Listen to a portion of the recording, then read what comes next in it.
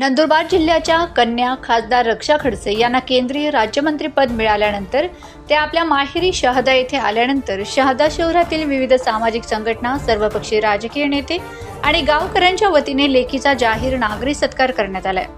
या कार्यक्रमाला शहादा तालुक्यातील नागरिक मोठ्या संख्येने उपस्थित होते। माहेरवासी यांचे प्रेम पाहून मंत्री रक्षा खडसे भावुक झाल्याचे पाहण्यास मिळाले।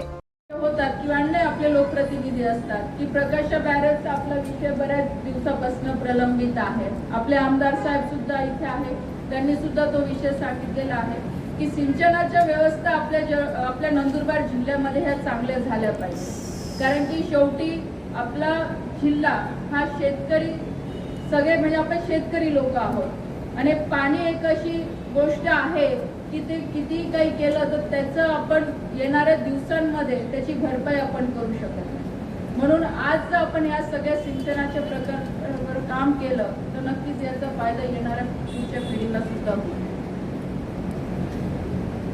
आणि विकास कामं मी सुद्धा पूर्ण प्रयत्न करेल की येणाऱ्या दिवसांमध्ये माझ्या माध्यमातून, आमच्या सगळ्या लोकप्रतिनिधींच्या माध्यमातून जास्तीत जास्त विकास कामे आपल्या भागात सुद्धा येतील आणि तिथं कोणतंही राजकारण न करता फक्त आपल्या नंदुरबार जिल्ह्याचा विकास कसा होईल या दृष्टिकोनातून नक्कीच आम्ही सगळे विचार करू। शहादा तालुक्यातील पहिला महिलेला केंद्रीय मंत्रिमंडळात संधी मिळाल्याने माहेरवासियांसाठी ही मोठी अभिमानाची गोष्ट आहे।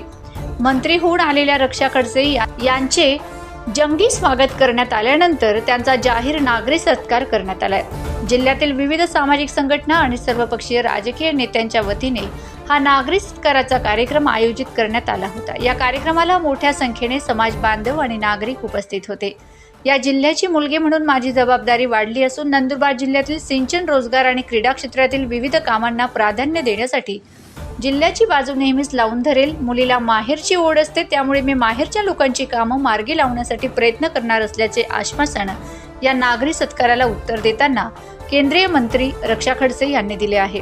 सलाउद्दीन लोहार, प्रश्नचिन्ह न्यूज, शहादा।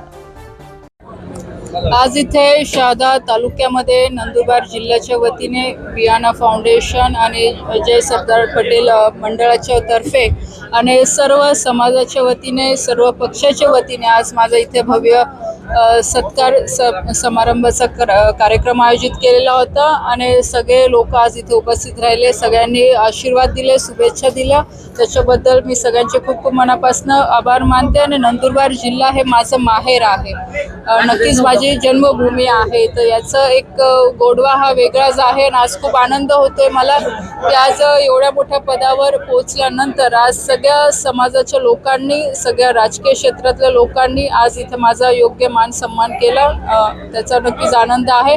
आणि प्रयत्न राहील की भविष्यात सुद्धा अजून माझ्या माध्यमातून नंदुरबार जिल्ह्यासाठी, नंदुरबारची कन्या म्हणून जे मला करणं शक्य राहील ते नक्कीच मी करायचा प्रयत्न करेन।